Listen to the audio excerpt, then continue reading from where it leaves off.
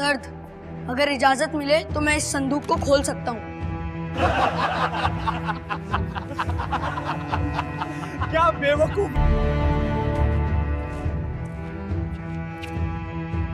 ये बच्चा यहां कैसे आ गया? जब इतनी आधुनिक तकनीक और दुनिया भर का अनुभव इस संदूक को नहीं खोल पाया, तो ये लड़का भला क्या कर लेगा? अगर ये बच्चा इस संदूक को खोल देता है तो मैं इसे 1 करोड़ रुपए दूंगा। 3 साल पहले यह संदूक समुद्र किनारे एक डूबे हुए मंदिर के अवशेषों से निकला था। एक विशाल पत्थर और धातु से बना संदूक। माना जाता था कि इसके अंदर किसी प्राचीन राजा का खजाना या फिर कोई ऐसा रहस्य छुपा है जो इतिहास की कई धारणाओं को बदल सकता है। सरकार ने इसे बिना नुकसान पहुंचाए खोलने का फैसला किया था, इसलिए सालों तक आधुनिक तकनीक आजमाई गई। लेजर कटिंग, भारी ड्रिल मशीनें, एक्सरे स्कैन और न जाने कितने वैज्ञानिक तरीके इस्तेमाल किए गए, लेकिन हर कोशिश नाकाम रही।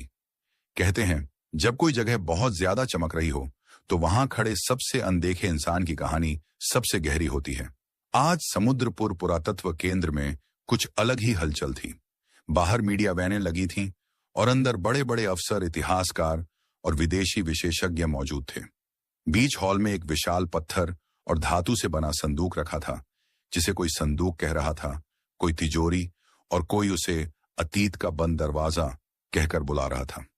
3 साल पहले यह संदूक समुद्र किनारे एक डूबे हुए मंदिर के अवशेषों से निकला था। कहा जाता था कि इसके अंदर या तो किसी समुद्री सम्राट का कोई बड़ा राज छुपा है या फिर ऐसा दस्तावेज जो इतिहास की दिशा बदल सकता है। लेकिन दिक्कत बस इतनी थी कि वह खुल ही नहीं रहा था।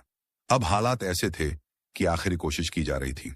एक विदेशी विशेषज्ञ, लंबा कद, सख्त चेहरा और ऐसा आत्मविश्वास जैसे दुनिया का हर ताला उसी के लिए बना हो, माइक पर खड़ा होकर बोल रहा था कि उन्होंने हर संभव तकनीक इस्तेमाल कर ली है। थर्मल स्कैन, माइक्रो वाइब्रेशन, अंदरूनी संरचना की थ्योरी, लेकिन यह संरचना आधुनिक लॉजिक को फॉलो ही नहीं करती। उसकी बात खत्म होते ही हॉल में सन्नाटा छा गया।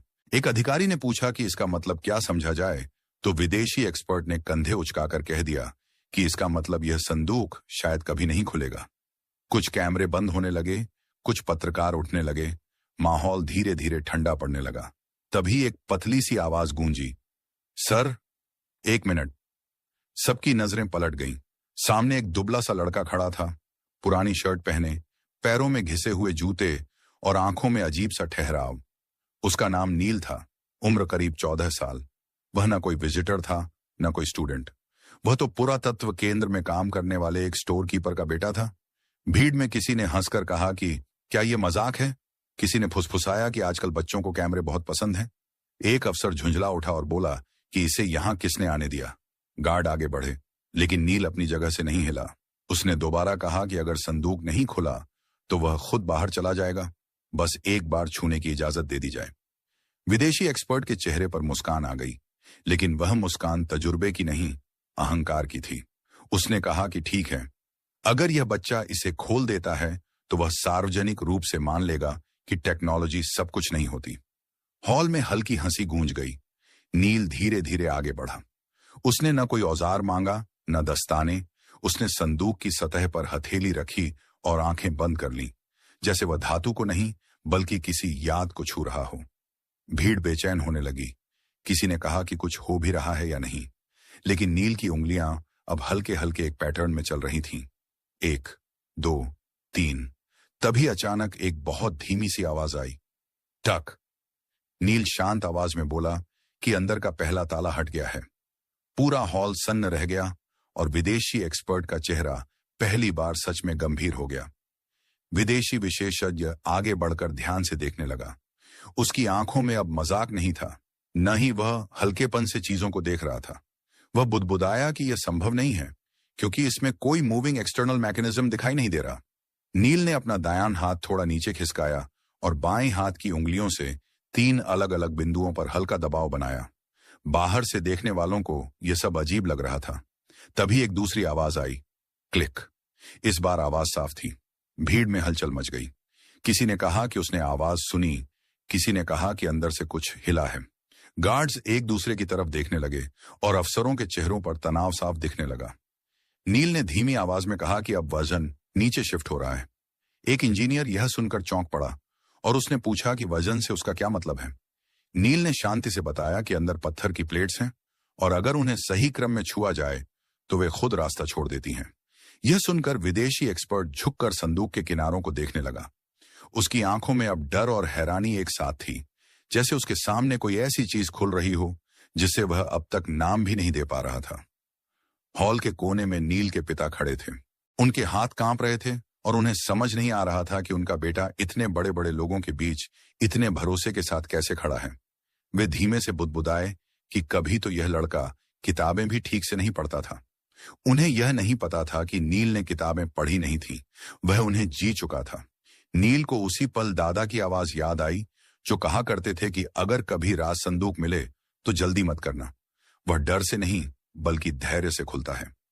नील ने आखिरी बार गहरी सांस ली और दोनों हथेलियां संदूक के सामने वाले हिस्से पर रख दी। उसने बहुत हल्के से दाएं से बाएं सरकाने जैसा इशारा किया। अगले ही पल एक भारी आवाज गूंजी, घड़रर। इस बार किसी को शक नहीं रहा। संदूक का अगला हिस्सा थोड़ा सा आगे झुका और फिर अपने आप 2 उंगलियों जितना खुल गया। पूरा हॉल शोर से भर गया। कोई चिल्लाया कि खुल गया, कोई कैमरे के लिए आवाज लगाने लगा। फ्लैश लाइट्स एक साथ चमक उठी। नील चुपचाप पीछे हट गया। उसने कुछ नहीं कहा, जैसे उसके लिए यह पल शोर का नहीं बल्कि सुकून का था। अंदर देखने वालों को सोने की उम्मीद थी, चमकते सिक्के, रत्न या ताज, लेकिन अंदर पुराने चमड़े के लिफाफे थे, तांबे की मोहरें थीं, हाथ से लिखे दस्तावेज थे, समुद्री नक्शे थे और एक पत्थर की पट्टी थी जिस पर अजीब लिपि खुदी हुई थी। एक वरिष्ठ इतिहासकार ने कांपते हाथों से एक दस्तावेज उठाया और भावुक होकर कहा कि ये तो समुद्रपुर राज्य की असली संधियां हैं, जिन्हें अब तक काल्पनिक माना जाता था। किसी ने धीमे से कहा कि यह सब सोने से भी ज्यादा कीमती है। विदेशी एक्सपर्ट चुपचाप खड़ा रहा। उसने नील की तरफ देखा और पूछा कि उसने यह कैसे किया। नील ने सीधा जवाब दिया कि क्योंकि इसे बनाने वालों ने मशीनों पर भरोसा नहीं किया था, उन्होंने इंसान की याददाश्त पर भरोसा किया था। कुछ पल तक सन्नाटा रहा, फिर तालियां बजीं, पहले धीमी फिर तेज। नील के पिता की आंखों से आंसू बह निकले। उस दिन नील अमीर नहीं बना, लेकिन उस दिन उसे पहली बार देखा गया। जिस बच्चे को कोई गिनता नहीं था, वह अब इतिहास के बीच खड़ा था। और सबसे बड़ी बात यह थी कि संदूक खुल चुका था, लेकिन उसकी कहानी अब शुरू हुई थी। संदूक के खुलते ही पूरा पुरातत्व केंद्र जैसे 2 हिस्सों में बंट गया था। एक तरफ कैमरों की चमक थी, सवालों की बौछार थी, अफसरों की फुसफुसाहट थी, और दूसरी तरफ नील खड़ा था, चुप, शांत, थोड़ा थका हुआ, लेकिन भीतर से अजीब तरह से स्थिर। उसे ऐसा नहीं लग रहा था कि उसने कोई अजूबा कर दिया है। उसे बस यही महसूस हो रहा था कि उसने वह काम पूरा कर दिया है जो शायद बहुत पहले किसी और ने शुरू किया था और अधूरा छोड़ दिया था। उसके हाथ अब भी हल्के से कांप रहे थे, लेकिन डर से नहीं, उस दबे हुए बोझ के उतर जाने से जो कई सालों से उसकी यादों और सवालों में अटका हुआ था। इतिहासकारों की एक टीम तुरंत सक्रिय हो गई। संदूक के अंदर रखी हर चीज को बड़ी सावधानी से बाहर निकाला जाने लगा, जैसे वो कोई आम वस्तु नहीं बल्कि जिंदा गवाही हो। दस्तावेजों की स्याही फीकी पड़ चुकी थी, लेकिन शब्द अब भी जिंदा थे। नक्शों पर बने निशान किसी खजाने की तरफ नहीं, बल्कि समुद्री रास्तों, पुराने समझौतों और उन जगहों की तरफ इशारा कर रहे थे जिनके बारे में किताबों में सिर्फ अनुमान लिखा गया था। एक वरिष्ठ इतिहासकार की आवाज भर्रा गई जब उसने कहा कि ये कागज उस दौर के हैं जब समुद्रपुर सिर्फ एक बंदरगाह नहीं बल्कि ज्ञान और व्यापार का केंद्र था। यह संदूक धन नहीं छुपा रहा था, यह पहचान छुपा रहा था। नील यह सब दूर खड़े खड़े देख रहा था। कोई उसे रोक नहीं रहा था, कोई हटा भी नहीं रहा था। पहली बार ऐसा हुआ था कि भीड़ के बीच होते हुए भी वह अदृश्य नहीं था। उसके पिता पास आए, कुछ कहने की कोशिश की, लेकिन शब्द गले में अटक गए। उन्होंने बस बेटे के कंधे पर हाथ रखा। उस स्पर्श में डर भी था, गर्व भी, और सबसे ज्यादा राहत थी। नील ने पलटकर देखा और पहली बार हल्की सी मुस्कान आई, जैसे कहना चाहता हूं, सब ठीक है। थोड़ी देर बाद सरकार के अधिकारी आगे आए। माहौल अब औपचारिक हो चुका था। बयान दिए जा रहे थे, भविष्य की योजनाओं की बातें हो रही थीं। कोई कह रहा था कि इस खोज पर रिसर्च सेंटर बनेगा, कोई कह रहा था कि अंतर्राष्ट्रीय स्तर पर इसका ऐलान होगा, लेकिन इन सब के बीच सबसे अलग खड़ा था वही विदेशी विशेषज्ञ जो अब चुप था।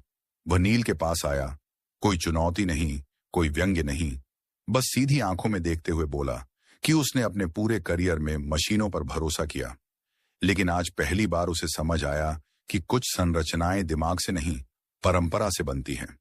उसने नील से हाथ मिलाया और वह पल न कैमरों के लिए था, न सुर्खियों के लिए, वह सिर्फ सच के लिए था।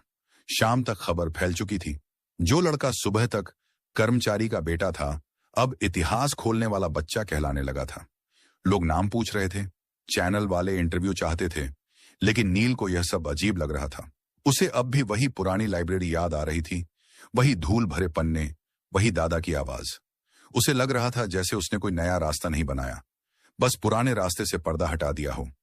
रात को जब सब लोग चले गए, नील अपने पिता के साथ बाहर निकला। वही सड़क, वही हवा, वही शहर, लेकिन कुछ बदल चुका था। पिता ने धीमे से पूछा कि डर तो नहीं लगा। नील ने सिर हिलाया और बोला कि डर तब लगता है जब आप कुछ नहीं जानते। आज तो उसे पता था कि क्या करना है। उसके पिता कुछ नहीं बोले, बस आसमान की तरफ देखा। उन्हें लगा जैसे उनका बेटा अब उस जगह पर खड़ा है जहां से पीछे नहीं, सिर्फ आगे देखा जाता है।